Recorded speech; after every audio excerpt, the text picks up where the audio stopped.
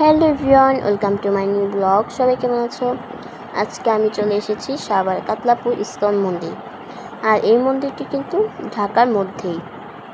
যেহেতু এই মন্দিরটি অনেক দিন ধরে কাজ চলছিল নতুন করে মন্দির তৈরির, ওই পাশে একটু কিন্তু আগেই করা হয়েছিল, বাট এখানে 3তলা 4তলা করা হয়েছে। আর এটা কিন্তু অনেক দিন ধরে কাজ চলছিল, বাট এখন করা প্রায় শেষের দিকে।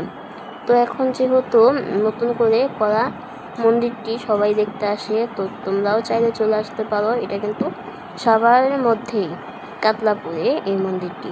আর এই মন্দিরের নকশাগুলো কিন্তু অসাধারণ, অনেক সুন্দর করা হচ্ছে। তো যাই হোক, এখন রং করা প্রায় হয়ে যাচ্ছে। আর এই মন্দিরের সামনে কিন্তু 2টা নারায়ণের মূর্তি আছে। আর তোমাদের এখন ভিতরে যা দেখাবো, 3তলায় ঠাকুর রাখা আছে। এখন ওইখানে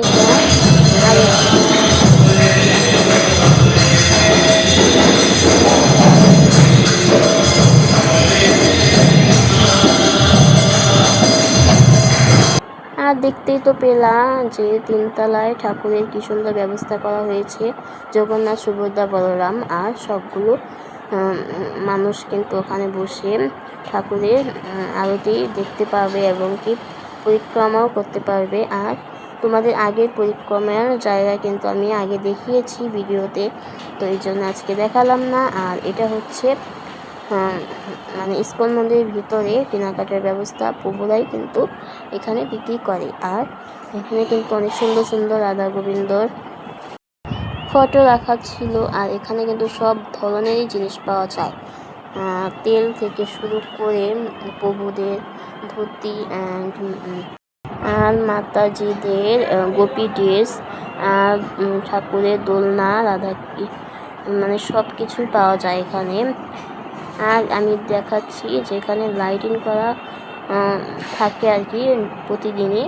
তো আজকে যেহেতু আমি প্রথম এসেছি এই লাইটিংয়ের ব্যবস্থা করার পর, তো দেখলাম আর অনেক খুশি হলাম, দেখে অনেক ভালো লাগলো।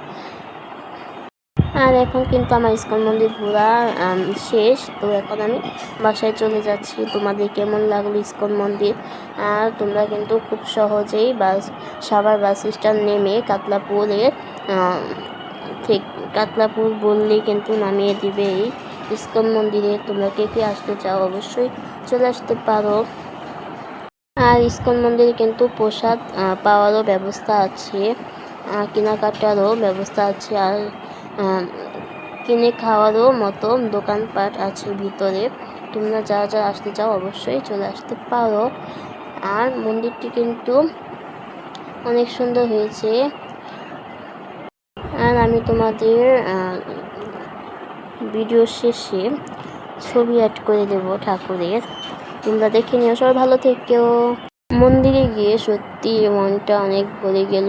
আর এটা যেন একটা শান্তির জায়গা, এমন মনে হলো যে পৃথিবীতে যতদিন আছি মনে হয় যেন ঠাকুরকে নিয়েই ব্যস্ত থাকি, এমন একটা মনের মধ্যে ফিল হয় এখানে আসলে। আর অনেক বেশি শান্তি লাগে।